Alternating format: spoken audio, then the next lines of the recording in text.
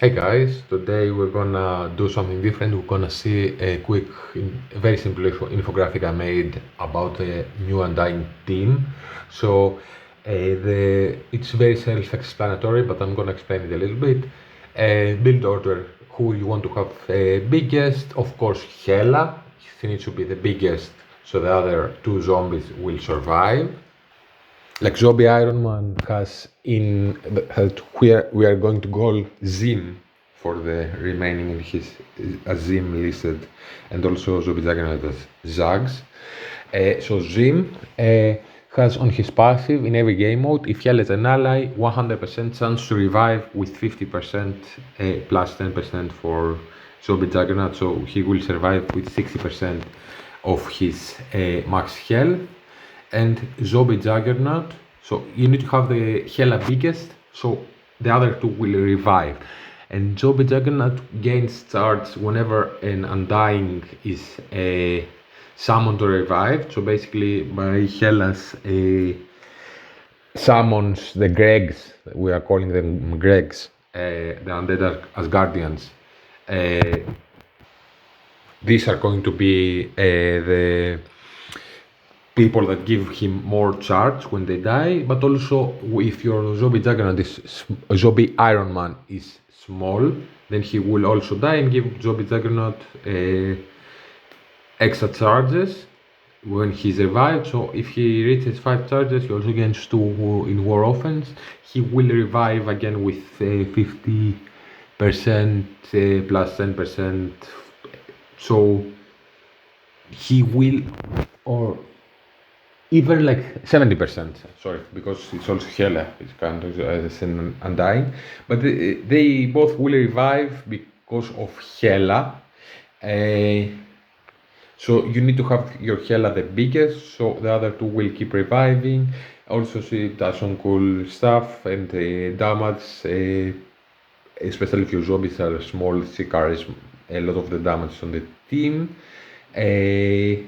Many times other people that you put with them will carry a lot of the damage, but this is a very basic team building guide that will is mostly for war offense and for the 3-piece team that you always will run, and also having in the back of your mind what else can happen with this team. So they are both included in this infographic, but in any case you want Hela the biggest, then Zombie Juggernaut, because he dies easily, his charge mechanic is a lot more complex, his reviving mechanic with the charges is a lot more complex than Zombie Iron Man, that because Zim will always revive basically, unless you kill him with an attack that states character skill but this attack cannot be revived, or if Hela dies, Zombie Iron Man, if this is not the case, if Hela is alive, he will keep reviving. Zombie Juggernaut needs to get charges, so he's easier to die and not get revived. So you want to have him bigger. He also does a lot of damage if he's big, which is amazing. And then you have Zombie Iron Man that you can have very small and still have a very functional team. Also, you can get away with having both zombies, and if you're free to play, you kind of have to get away with this. Having both zombies at low stars. You can just have a big Hela and have them revive all the time, do some tricks with a Zombie Juggernaut that I'm gonna talk about later to have him revive again, and just having Zombie Iron Man revive because your Hela is big and strong. Their Iso-8 is a little bit depending on their size. Like if your Hela is small, maybe you can run her or something else, or if you find that you need focus, you make her a skirmisher or a fortifier. But I think in almost every case you want to have her as a raider.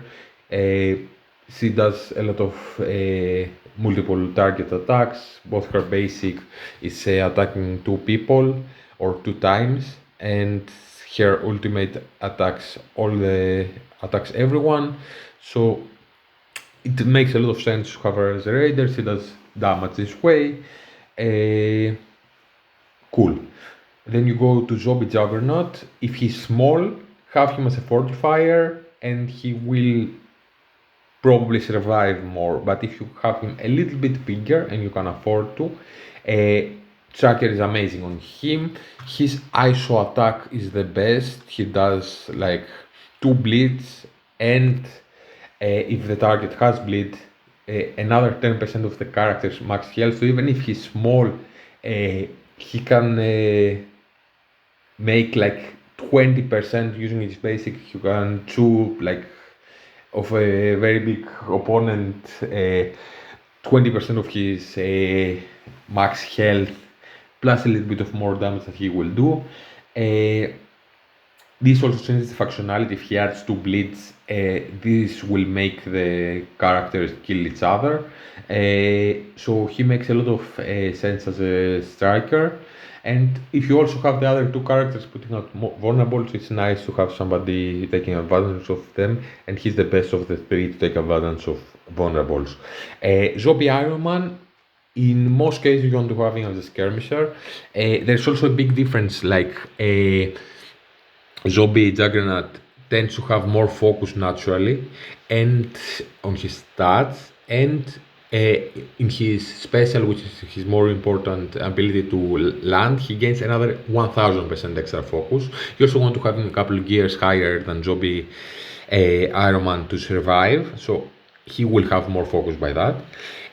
But Zombie Iron Man with his special, this a very important ability to land, he only gains 500% extra focus. So it makes sense to, and he doesn't need to be huge, so you can just be smart and don't invest too much on him, and have him as a skirmisher still add a lot of stuff. Maybe if you throw somebody else with them that does vulnerables, and you have him very big, you can also make him a striker because he does apply 2 bleeds with his ISO attack. But Zombie Juggernaut or Zags, on top of that, adds another 10% of max health. So I think it's a lot more powerful to have of the 3 Zags as the striker. Then positioning, you see you have a space in between of all of them that you may put other characters, and this way you have everyone protected. You have on the side Zombie Juggernaut that spawns with Taunt, and Hela on the other side that stay away from it, so she keeps surviving them. And you have a Zombie Juggernaut, a Zombie Iron Man in the middle, because if you have a little bit built your Zags, he will get enough charges to revive from only the Gregs dying. So you want to have Zim a little bit protected, I think, from like termitary wines or debuffs or like chains in between the 2 of them. Especially if you have the 3-piece, you have them with enough space in between, so you can avoid some adjacent attacks and stuff like that. So I think it's best to have him in the middle, so there is one empty space in between all of them, and he shouldn't be adjacent to Hela, because if only the 2 of them, many times Zags dies in the match, and you have Hela and Zim remaining alive. You don't want to have them adjacent, because maybe they are the only 2 in your team that survive, so you don't get hit by adjacent attacks that much, and by chains. And as a 4 and 5th, you can put any song character, like 90% to 95% of the teams that you will face in independent, of course, on your level of war. But most of the teams that you will face in war, the 3 of them will destroy them, will absolutely destroy them. Even if you have like Hela gear 16 and the other 2 zombies gear 14, you will beat most of the teams this way, unless you are in the top of war. And still, like G16 for the 2 of them, the 2 zombies, and like G17 on Hela is more than enough to beat everything. but you have two empty spaces. I think a very nice character to use with them is Minerva. Minerva I usually don't use anywhere else or in very slim cases, like in Cosmic Crucible for a burn attack. And Minerva gains speed bar by any of your allies that die.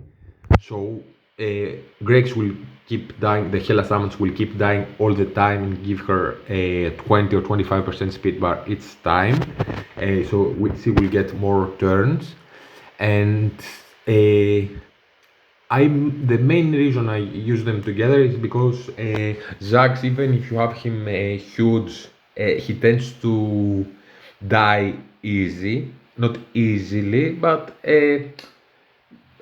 like after a couple of turns, he's not very reliable.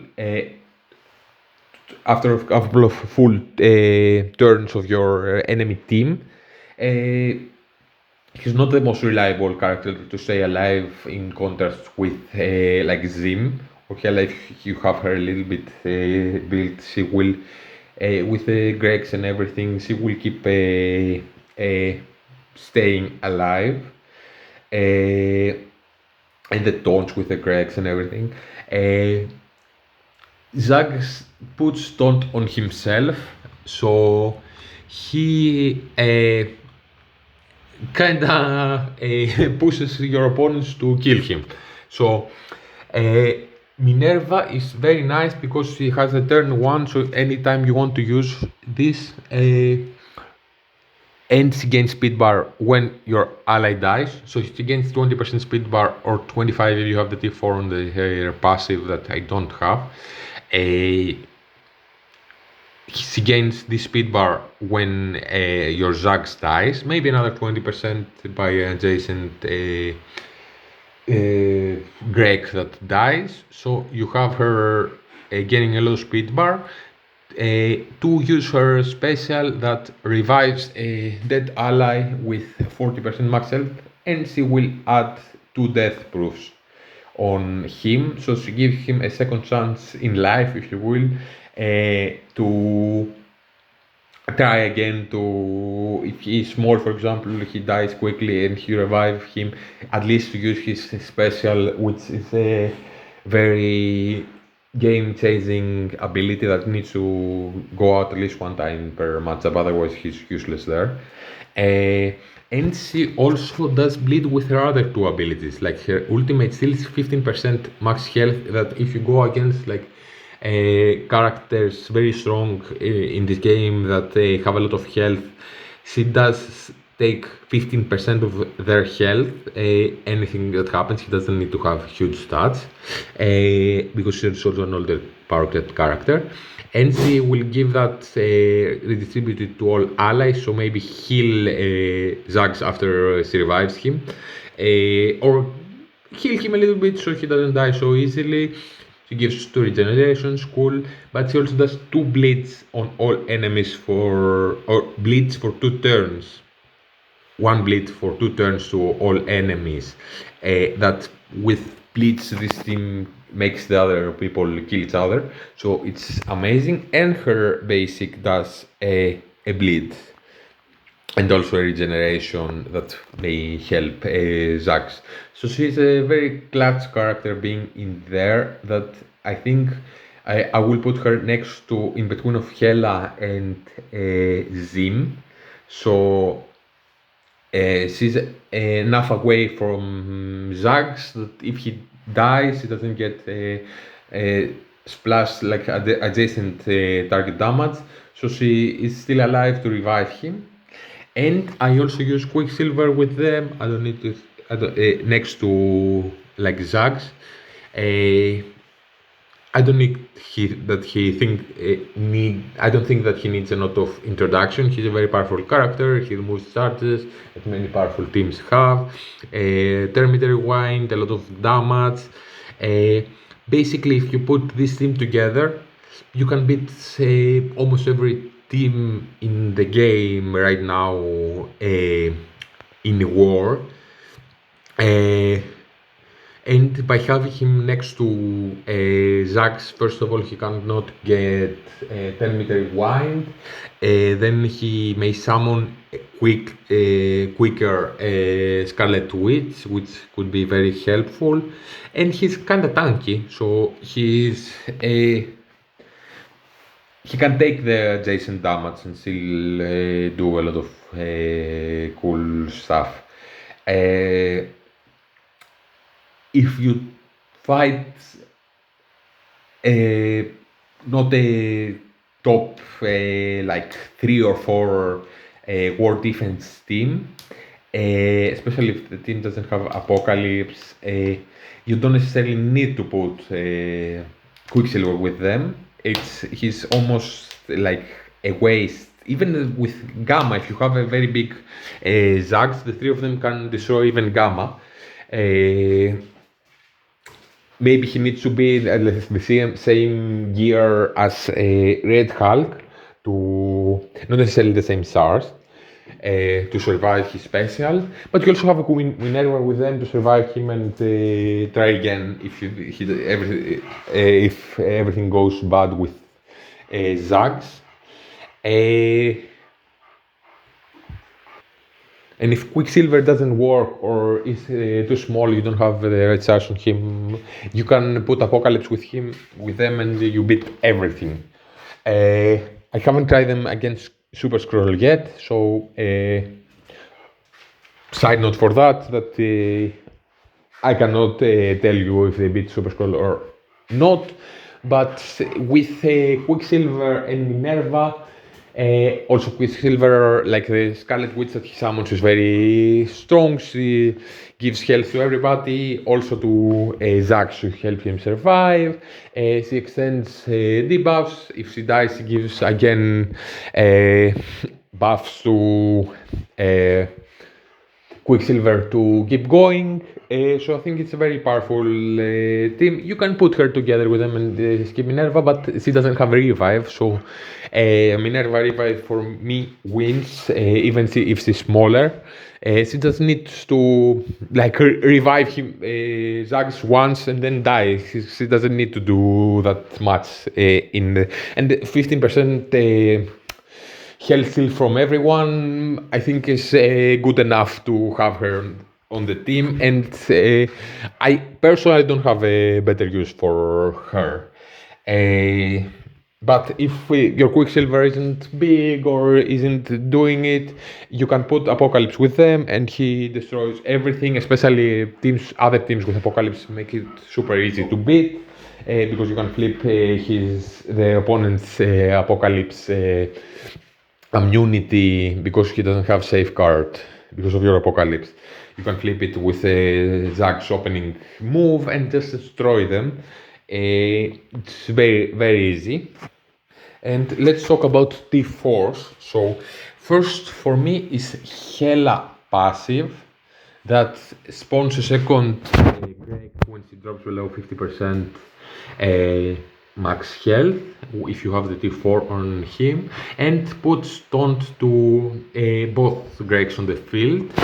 And on top of that, and why I like the T4, this will also put the T4 on Gregs, so they will get on war offense. If Zombie Ironman is an ally, they will gain 1 extra ability energy per turn, so they can start using their special in not the basic in the first turn that does 2 bleeds, does 2 heal blocks, and if you have also the T4 on Hela's special, they will also clear revive once.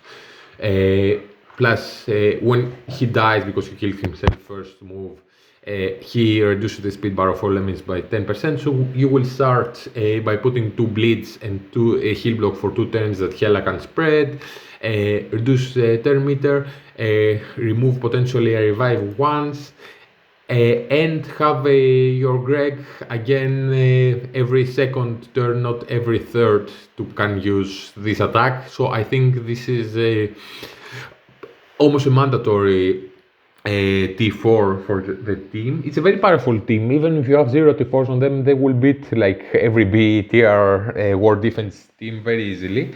But this is the first T4 definitely that I would do on the team. Second is Zack Special. It is amazing. It flips taunt and immunity on all enemies if you do the T4, and this is the main reason that I have it that high.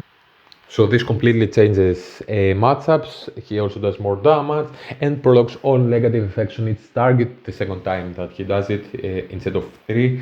It's nice, but like flipping taunts and immunities is great because he goes very fast.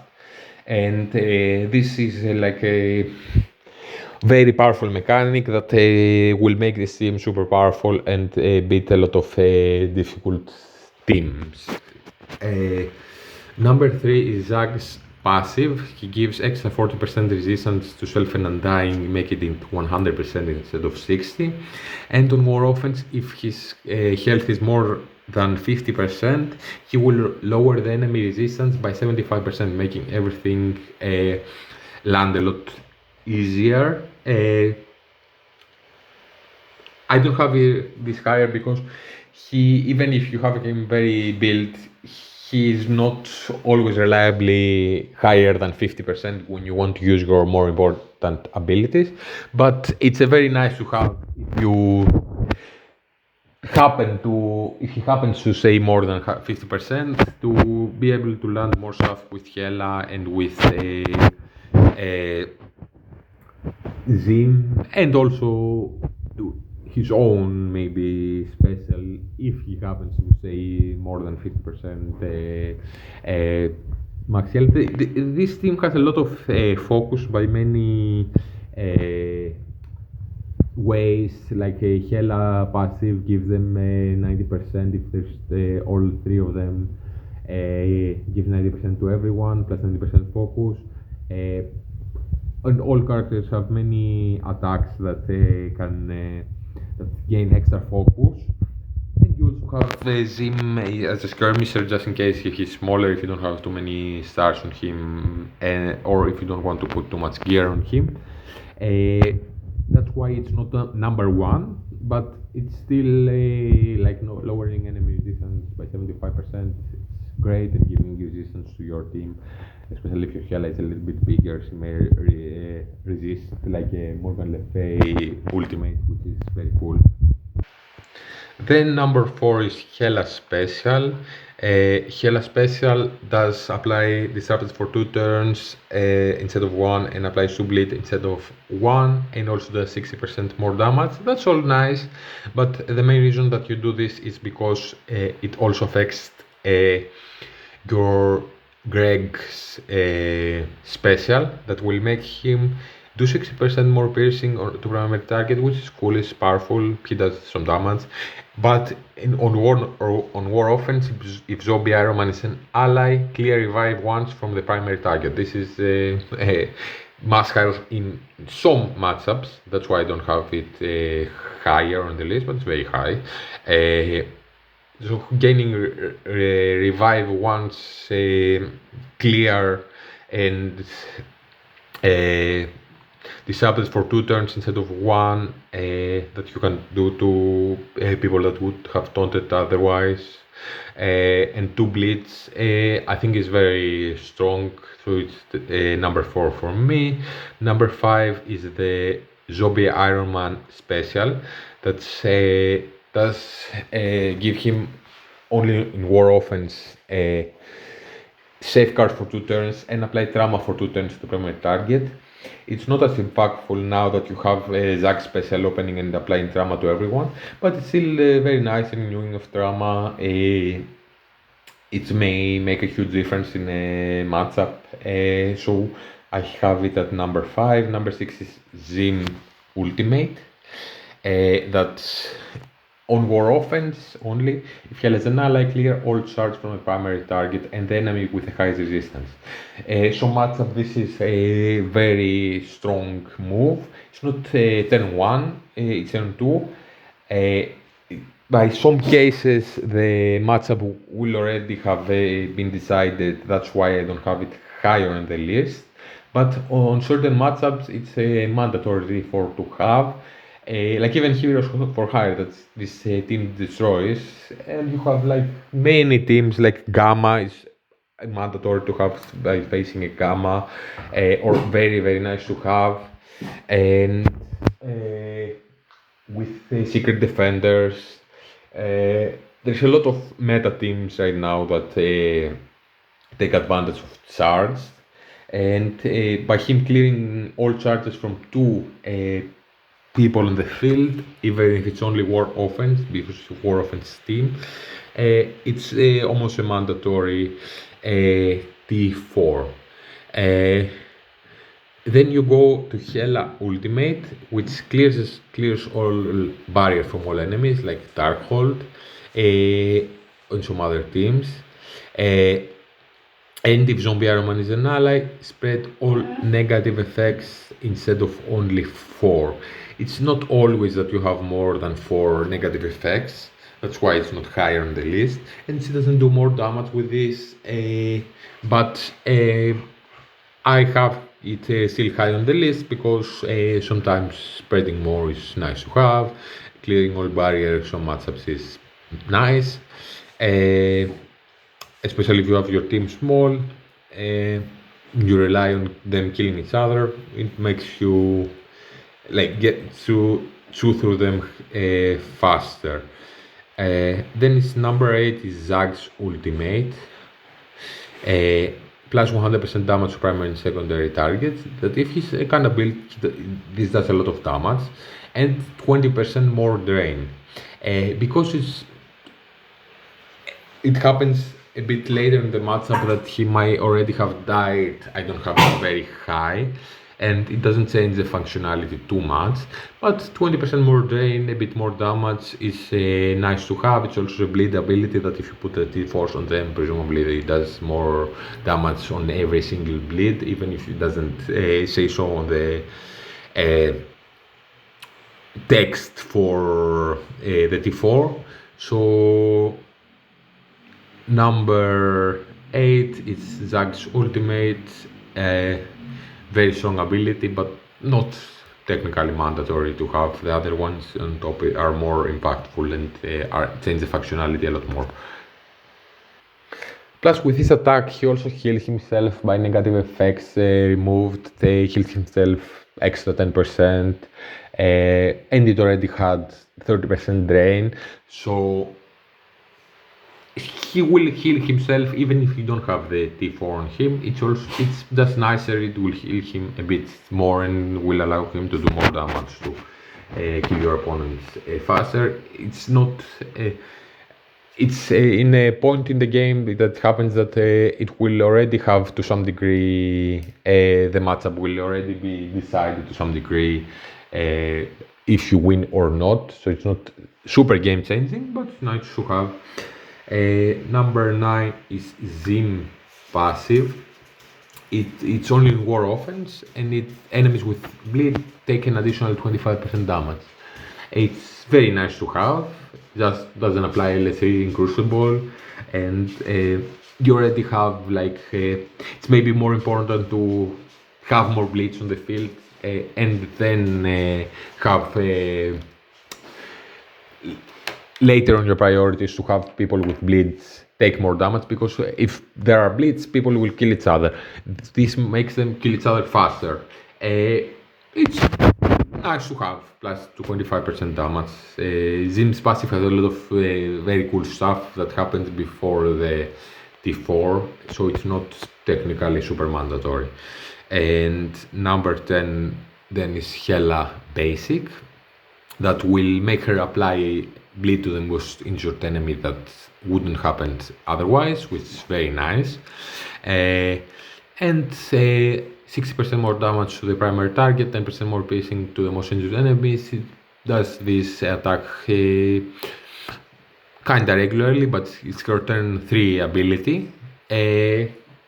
So it's nice to have. It doesn't also go on her Iso attack like the bleed, so it doesn't make her a good striker necessarily. And you tend to use her other abilities when you have them available. That's why it's number 10 and not higher. Not too much damage happens on that. Bleach will already have been applied and the matchup will already have been decided. This damage doesn't make a huge difference. Is definitely a skippable T4.